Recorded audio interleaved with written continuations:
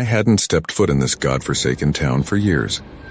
The stench of wistfulness hit me like a truck as I pulled into the gravel parking lot of the local dive bar. My '89 Chevy rattled to a stop, and I killed the engine, but the echoes of my teenage years still revved in my head. 3 decades gone, and here we were, 3 old high school buddies, grizzled by time and chasing the ghosts of our past. Troy and Eddie, the other unfortunate souls, were already nursing beers at the bar when I sauntered in. The place hadn't changed much, except for the cloud of regret that hung thicker than cigarette smoke in the dimly lit air. The jukebox wheezed out some classic rock anthem, but the only tune in my head was the distant echo of laughter from a time when our worries were as trivial as passing a calculus exam. Troy waved me over, his balding head reflecting the neon beer signs. Eddie gave a half smile, his once boyish face now etched with lines that spoke of a life lived, if not always well. "Look who decided to grace us with his presence," Troy said, his voice rougher than the gravel outside. I slid onto the cracked vinyl stool, acknowledging their smirks with a half-hearted grin. Only came back for the free booze and a chance to relive the glory days, you know. Eddie chuckled, lifting his beer in a mock toast. To glory days, my friend. Or what's left of them. The conversation danced around the surface, avoiding the deeper waters where regret swam. We reminisced about high school, the girls we never had the courage to ask out, and the rebellious stunts that only seemed like a good idea in the haze of youth. After a couple of rounds, the booze acted as a truth serum, melting away the veneer of politeness we wore. It was then that Troy, with a glint in his eye that betrayed more than a touch of madness, leaned in. "You guys remember that old abandoned mine on the outskirts of town?" Eddie's brow furrowed, and I took a swig of my lukewarm beer. "Yeah, the one they closed down years ago. What about it?" Troy's eyes glittered like a man possessed. "I've been hearing things. Strange things. Whispers, you know. Like the mine's got its own secrets and it's calling us back." I snorted, dismissing the notion. "You've been hitting the bottle too hard, Troy. Old minds don't talk." Eddie, always the one to entertain wild ideas, leaned in. "What kind of things have you been hearing, Troy?" Troy hesitated, as if choosing his words carefully. "Voices. Like people talking, but not quite. And sometimes, when it's real quiet, it's like a distant echo, a haunting laughter. I'm telling you, there's something down there." The dim lights and the smell of stale beer suddenly felt oppressive. A shiver crawled up my spine. "You can't be serious. We're not kids anymore, Troy." He leaned back, a wistful smile playing on his lips. "I say we find out. One last adventure, like the good old days. What do you say, boys?" The bar suddenly seemed smaller, the air thicker. Eddie and I exchanged a glance, the unspoken agreement hanging heavy between us. The ghosts of our youth were beckoning, and as much as I wanted to resist, the allure of the unknown proved too strong. "Fine," I muttered, more to the beer in my hand than to Troy. "But this better not be some midlife crisis, Troy. I've had my fill of regrets." Troy grinned, his eyes gleaming with a mixture of excitement and something darker.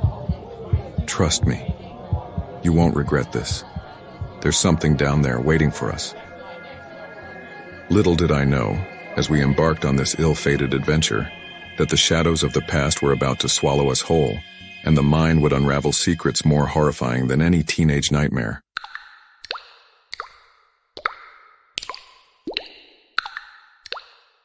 The air inside the mine hung heavy with the weight of decades, a dampness that clung to our skin as we ventured into the yawning darkness. The beam of Troy's flashlight cut through the inky blackness, revealing rusty tracks that disappeared into the unknown. Eddie, always the more cautious one, hesitated at the entrance. "You sure about this, Troy? Mines like these are dangerous, man." Troy's eyes gleamed with a mix of determination and a hint of madness. "I'm telling you, there's something down here. I can feel it." With that, we plunged deeper into the abyss, the shadows closing in around us like a vice. The only sounds were our echoing footsteps and the distant drip of water, creating a haunting rhythm that underscored the ominous atmosphere. The tunnels twisted and turned, an intricate labyrinth carved into the bowels of the earth.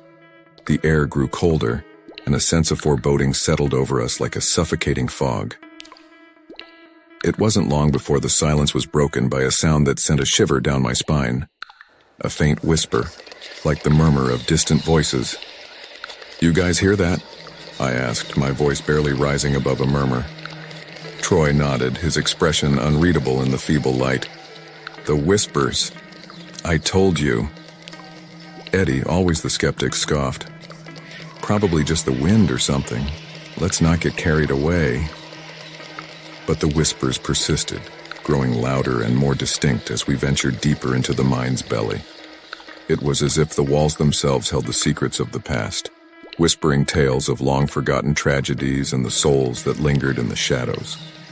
The tunnels seemed to stretch on forever, a disorienting maze that played tricks on our senses. I could feel the weight of the earth pressing down on us, the darkness becoming a tangible force. As we rounded a bend, the flashlight beams revealed something that froze us in our tracks. An old, dilapidated wooden door, incongruous in the heart of the mine. Troy approached cautiously, his hand reaching for the handle. The door creaked open, revealing a chamber that seemed frozen in time. Dust-covered crates and discarded mining equipment littered the floor, and the air hung thick with the scent of decay. "What is this place?" Eddie mumbled, his unease palpable. Troy's gaze was fixed on something in the corner, an old, tattered journal. He picked it up with trembling hands, the pages brittle and yellowed with age. As he began to read aloud, the words painted a chilling picture of the mine's dark history, tales of accidents, lost lives, and the desperate attempts to keep the truth buried. The whispers intensified, the voices merging into a haunting chorus that echoed through the chamber. It was as if the very walls held the memories of the tormented souls trapped in the depths of the mine. The temperature dropped further, and a cold breeze whispered through the tunnels, carrying with it the faint scent of decay. "We need to get out of here," Eddie urged, his voice strained. But Troy, gripped by a feverish determination, pressed on. The journal hinted at something more, a secret buried even deeper within the mine. As we delved further into the heart of darkness, the whispers became a deafening cacophony, drowning out reason and sanity. Little did we know that the subterranean echoes we sought held a malevolent force, and as the whispers grew louder, so did the impending sense of doom that clung to us like a shadow in the dark. The mine had awakened, and the eerie beginnings of subterranean echoes would soon escalate into a symphony of terror that none of us were prepared to face.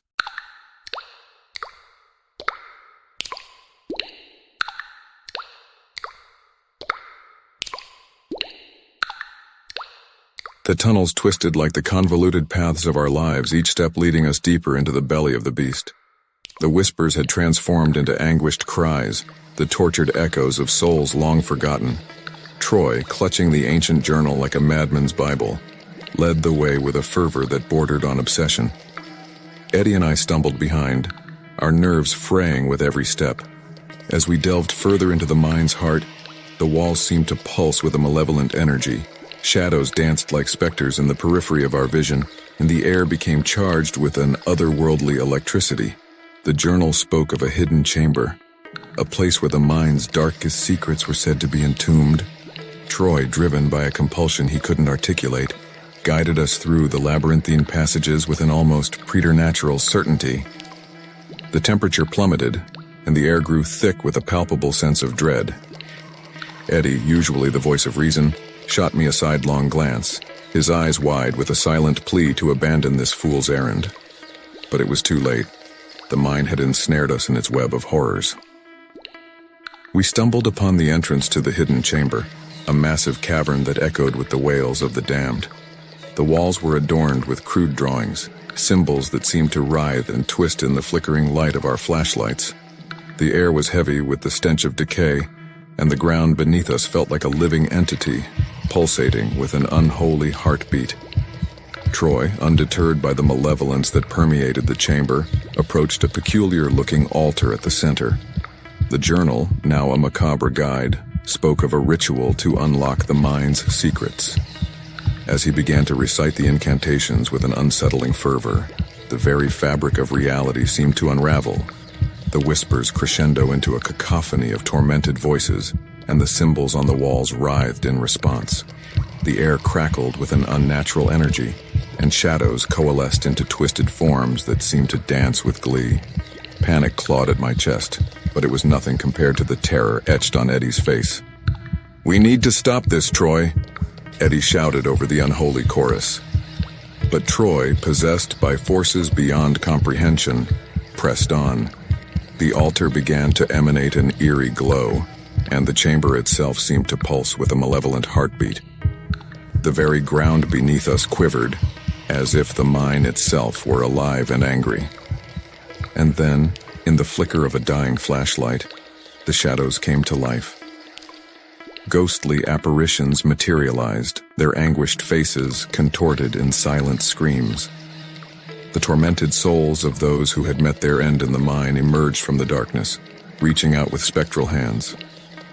The air was thick with the scent of decay, and the temperature dropped to an icy chill that seeped into our bones. Eddie, overcome by terror, stumbled backward, his flashlight clattering to the ground. The shadows closed in around him, their ghostly fingers reaching for his very soul. Desperation etched his face as he gasped for breath, the realization of our impending doom written in his eyes. "Troy, we need to get out of here," I screamed, my voice drowned out by the haunting wails that echoed through the chamber. But Troy, now a vessel for the malevolent forces unleashed, turned toward me with hollow eyes. "It's too late. The mine demands payment." As Eddie's screams melded with the symphony of tormented voices, the shadows consumed him. His form flickered like a dying candle, and then he was gone, swallowed by the darkness. The chamber seemed to feast on his anguish, the air saturated with the essence of his terror. I stumbled backward, my mind unable to comprehend the horrors unfolding before me. The whispers transformed into mocking laughter, the mine itself reveling in the suffering it had wrought. With a final mournful cry, the chamber collapsed in on itself, sealing Eddie's fate in the subterranean depths. I ran, fueled by a primal instinct to escape the clutches of the mine. The tunnels, once familiar, twisted and contorted like a nightmare labyrinth. The whispers pursued me, a relentless pursuit that echoed the laughter of the damned. The mine seemed to hunger for more, its thirst for souls insatiable. As I burst into the blending light of day, the mine's entrance collapsed behind me, sealing its secrets in the bowels of the earth. I fell to my knees, gasping for breath, haunted by the echoes of the horrors I had witnessed. The once familiar town felt alien, its streets and buildings now tainted by the malevolent force that lurked beneath. I was the sole survivor, cursed to carry the weight of that accursed mine on my shoulders. The ghosts of the past clung to me like a shroud, their whispers a constant reminder of the price paid for seeking the truth. The haunting halls of darkness had claimed my friends, leaving me to wander the surface, forever tormented by the subterranean echoes of a mine that should have remained undisturbed. At least down in the tunnel, you ain't got to worry about that. Because ain't nobody in their right mind going to come down there. So you ain't got to worry about nobody coming down there messing with you. Because they're not. In the city's underbelly, where the shadows danced with the forgotten and the echoes of despair reverberated through the concrete veins, we made our home. Maggie and I, a couple discarded by society like yesterday's trash, found solace in the forgotten tunnels beneath the city. We weren't always like this, broken, discarded, invisible. It all started when the factories shut down and jobs vanished like smoke in the wind. We were casualties of progress, tossed aside by a system that had no use for us. Our love became the only currency that mattered, a connection that transcended the harsh reality of our circumstances. The city above ground was a cacophony of chaos. The hustle, the pollution, the people rushing past us without a second glance. But beneath the surface, in the quiet solitude of the tunnels, we found a different world. A world where the damp walls whispered secrets, and the darkness became our shield against a society that had turned its back on us.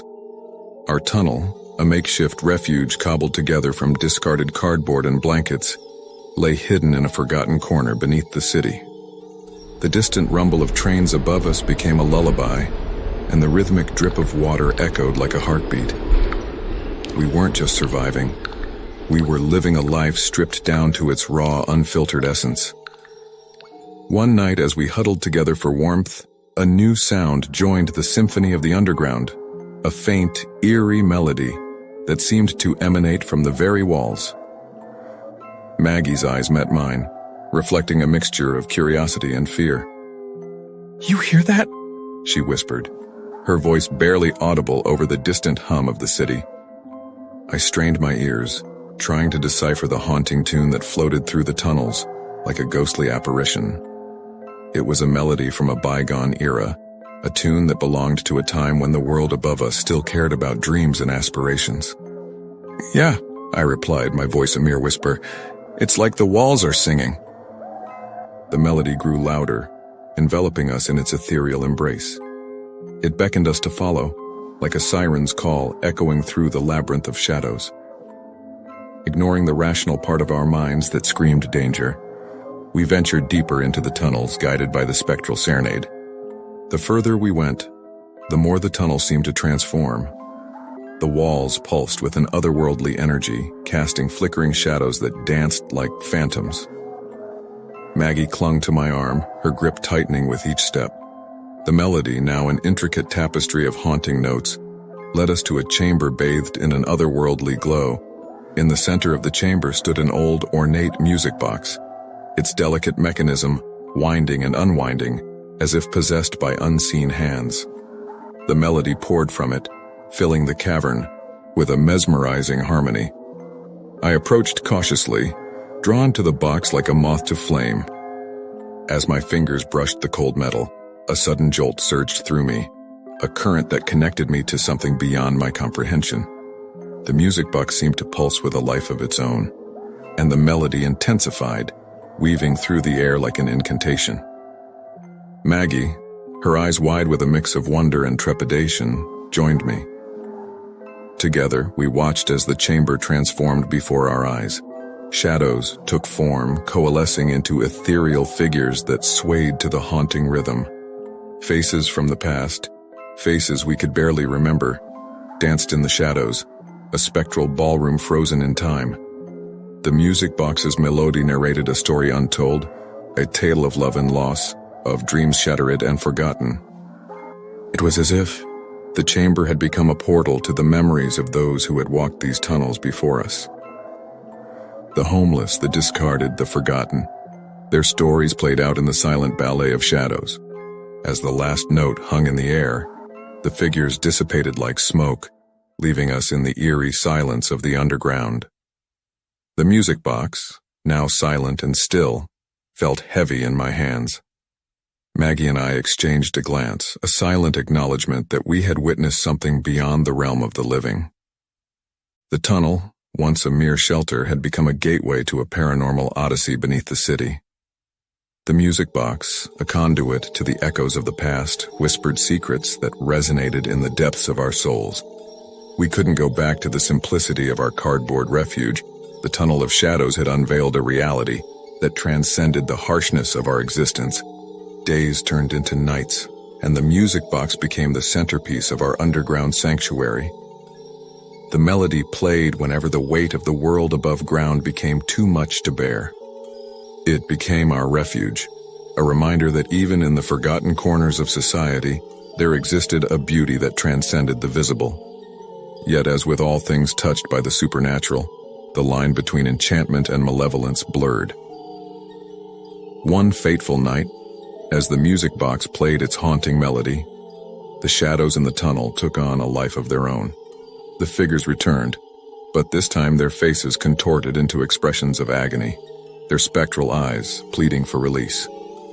Maggie and I, paralyzed by a force beyond our understanding, watched as the shadows writhed in silent torment. The melody, once soothing, now sounded like a dirge, a requiem for the souls trapped in the eternal dance of shadows. The walls of the tunnel seemed to close in, the very air thick with the weight of their suffering. In that moment, we realized that our paranormal odyssey had taken a dark turn.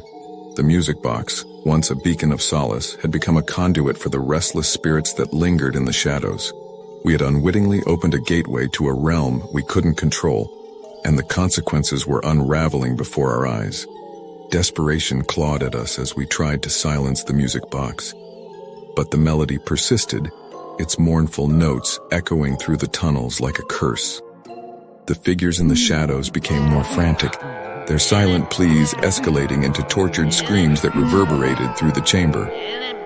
And then, in a crescendo of anguish, the tunnel itself seemed to collapse inward. The walls convulsed, the very ground beneath us heaving with the weight of the paranormal onslaught. Maggie and I, now entwined in a desperate embrace, braced ourselves for the inevitable cataclysm. The shadows consumed us, their ethereal fingers reaching for our very souls.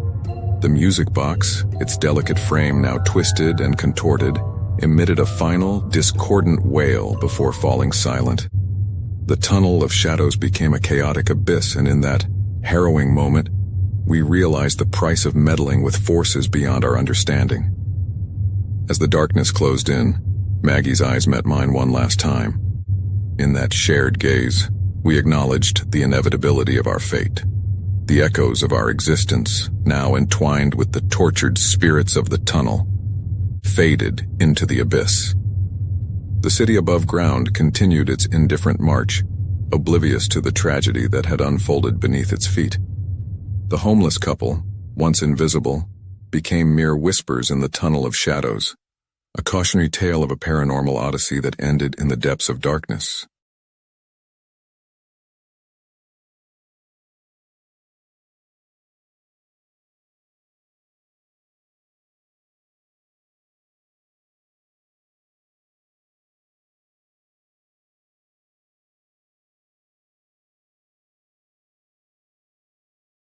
All right, you degenerates and seekers of chaos, gather round for a tale that will rattle the very core of your sanity. I stumbled upon this vortex of despair, a labyrinth so twisted it would make Dante weep. Buckle up, for I'm about to spill the beans on a night that took me to the brink of oblivion. It all started in a dingy bar that smelled like regret and cheap cologne. A guy named Raoul, with a manic glint in his eyes, slipped me a small baggie filled with a concoction of God knows what, the kind of stuff that danced on the edge of reality, promising a trip to the other side. Being the foolhardy bastard I am, I decided to take the plunge. The Labyrinth of Despair awaited, and I was armed with a chemical key to unlock its secrets. The first hit me like a freight train, and suddenly the world around me morphed into a surreal carnival of pulsating colors and distorted shapes. As I stumbled into the night, the city streets transformed into a twisted maze. Alleys snaked into oblivion, and the neon signs overhead flickered like erratic heartbeats. The labyrinth had claimed me, and I was lost in its kaleidoscopic grip. I followed the erratic rhythm of my pounding heart, guided by the distant wails of sirens that harmonized with the discordant beats in my head. Shadows slithered along the walls, and the air crackled with an electric charge. The city had become a living, breathing entity, and I was a mere speck in its deranged symphony. I found myself in a deserted park, the playground equipment looming like grotesque monuments in the moonlight. The laughter of ghostly children echoed in the stillness, sending shivers down my spine. The labyrinth had a sick sense of humor, and I was its unwilling audience. In the heart of the park, a carousel creaked to life. Its flickering lights painted grotesque smiles on the painted horses, their frozen expressions mocking my disoriented state. I stumbled towards it, the rhythmic chime of the carnival tune sending me deeper into the rabbit hole. A figure emerged from the shadows, a carnival barker with a face that seemed to shift between grotesque caricatures. He extended a skeletal hand, beckoning me to take a ride on the carousel of despair. With a mad grin, I obliged, mounting a horse that seemed to leer at me with malevolent intent. As the carousel spun, the world blurred into a nightmarish panorama. The carnival barker's laughter morphed into maniacal screams, and the painted horses writhed with a life of their own. The labyrinth tightened its grip, and I was ensnared in a whirlwind of hallucinations. When the carousel finally screeched to a halt, I stumbled off, my legs like jelly, my mind a kaleidoscope of twisted visions. The carnival barker vanished into the shadows, leaving me alone in the heart of the park. The labyrinth beckoned, and I trudged forward, my senses playing tricks on me. I stumbled upon an alley that seemed to stretch into infinity. The walls closed in, and the flickering streetlight above cast elongated shadows that danced like demons. A homeless man, draped in rags, huddled in a corner, muttering incomprehensible verses. His eyes, haunted by the labyrinth's ghosts, met mine for a fleeting moment before he dissolved into the darkness. Time lost all meaning as I navigated the labyrinth's twisted passages. The cityscape morphed into a dystopian dreamscape, skyscrapers bending like contorted giants, and alleyways leading to nowhere. Reality became a slippery concept, and I was drowning in the labyrinth's relentless assault on my senses. Eventually I stumbled upon a nightclub, its thumping bass reverberating through the concrete. The entrance beckoned like a gateway to oblivion, and I sauntered in, the pulse of the music syncing with the erratic beats of my heart. The dance floor pulsated with writhing bodies, their movements a macabre dance of desperation. At the bar, a bartender with vacant eyes served me a concoction that tasted like liquid fire. The labyrinth had its own bartender, and the drinks were a one-way ticket to the abyss. The dance floor became a maelstrom of limbs, the music a cacophony of madness. In the dimly lit corners, figures clad in shadows whispered in hushed tones. The labyrinth had its own language, a sinister dialect that burrowed into my subconscious. I found myself entangled in a conversation with a faceless stranger, their words a distorted symphony that resonated with the labyrinth's secrets. As the night wore on, the nightclub transformed into a den of debauchery. The air was thick with the scent of hedonism, and the music became a mantra that drove the revelers into a frenzy. The labyrinth reveled in chaos, and I was a pawn in its demented game. In the midst of the madness, a mysterious figure emerged, the carnival barker from the park, his face still shifting between grotesque forms. He extended a hand, and I followed him, the dance floor a swirling vortex of decadence. The labyrinth had claimed me once again, and there was no escape from its clutches.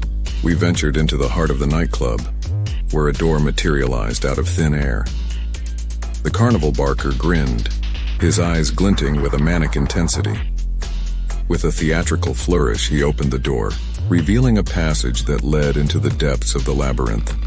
Without hesitation, I stepped through the threshold, leaving the pulsating chaos of the nightclub behind.